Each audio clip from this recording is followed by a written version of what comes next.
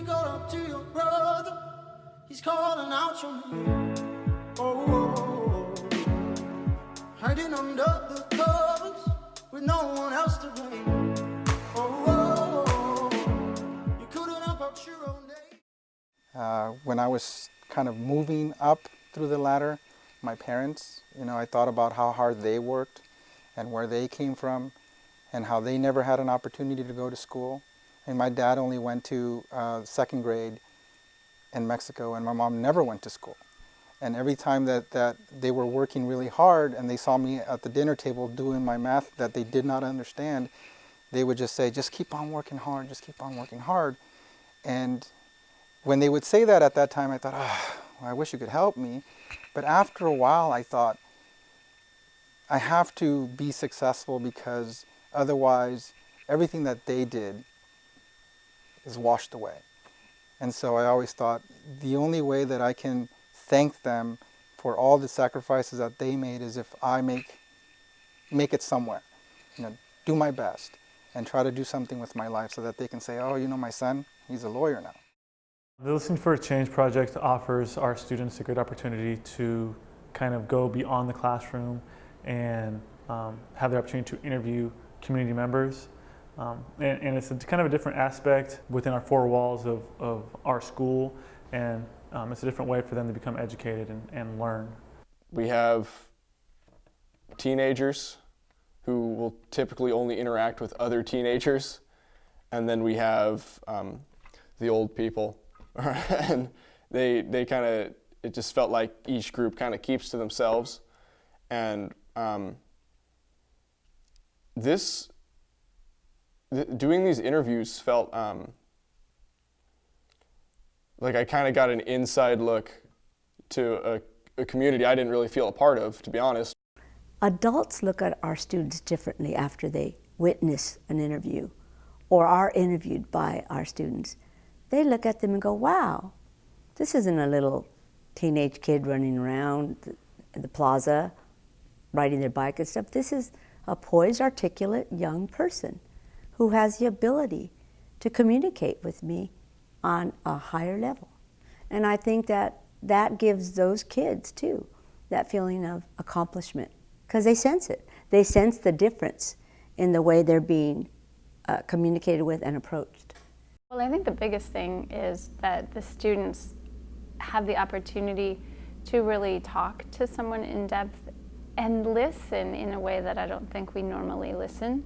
And because people come from outside of our school community and they come from other facets of life and other life experiences, they bring something to the classroom that also doesn't normally happen within the four walls. As they do the lessons, they're learning what is good techniques for body language, eye contact, and I feel like they can take those when they're going and doing community service, when they have to present themselves at an organization, if they're going and interviewing for a job, if they're able to, sit at a family dinner table and listen to their grandparents, listen to their family stories, and incorporate that in part of their life. So it's not just professional, but it's also personal. I think it gives a sense of don't judge a book by its cover. Because you can see someone who's perfectly happy, rich, and has a ton of kids and a husband or wife, and them talking about, I slept in a box for 8 years. You wouldn't know looking at them. And I think it's important for people to understand that with hardships you can get through it. Probably the way I dealt with my cancer in the first month that I was diagnosed is I poured myself into gardening. I think people thought I was a bit crazy because I was weeding and pruning and digging, and I just was burying myself in activity.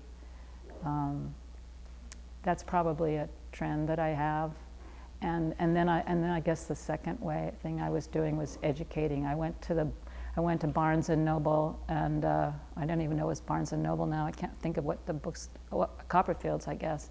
And I went to their cancer shelf, and I just literally took every book on the shelf on breast cancer and I bought it. I didn't read some of them, and I hated some of them, but it felt like ammunition to be able to have every book that was there.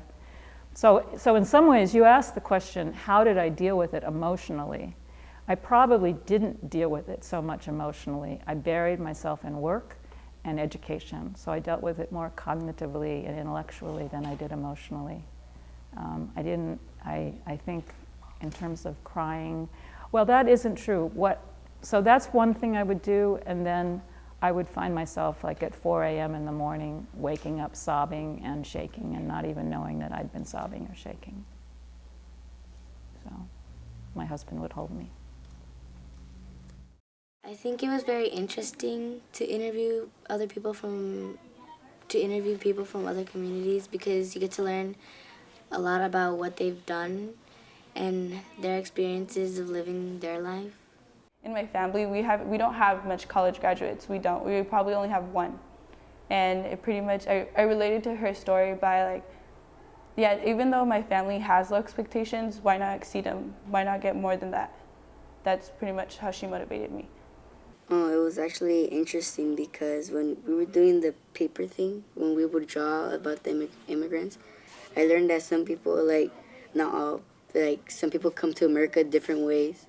It was cool to feel that he was talking like that, because it felt like it was just me and him, and like everyone else in the room wasn't there, and I was just talking to him one-on-one, and he was like just telling me advice on life, and it just really felt like he knew my life even though he didn't know me, but he was giving me advice of what I was already going through.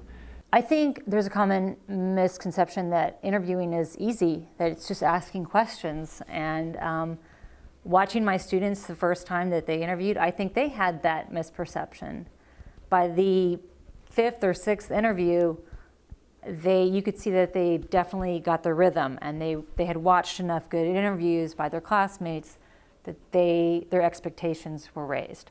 And they had an appreciation for how hard it is to ask good, thoughtful questions that are going to, pull a really good story out of somebody. Somebody go up to your brother, he's calling out your name. Oh, hiding under the covers with no one else to blame. What I thought was powerful was just getting to know someone from across town that I don't really talk to.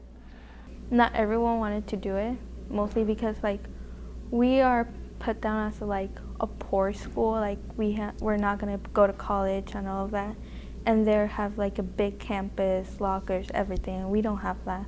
So no one wanted to actually do it because we thought they were gonna be stuck-up kids who are just gonna show off everything they have, and we didn't like that. Because not a lot of schools like to interact with each other. It's kind of like a boundary type of thing. Like, these are my friends from my school. I'm not gonna try to talk to someone from Maria Carrillo or LT or Pioneer or whatever school was. It's kind of like a little group that we have to stay together, and we don't try to expand from it. They have a nice school and everything, but they also have problems, and they're not stuck-up kids. Some are really nice. I still have the letters that my partner gave me. It's like seeing the world all over again from a different person's point of view, and that's what I found really powerful, and I actually liked it because of that, because I saw the world in a different way.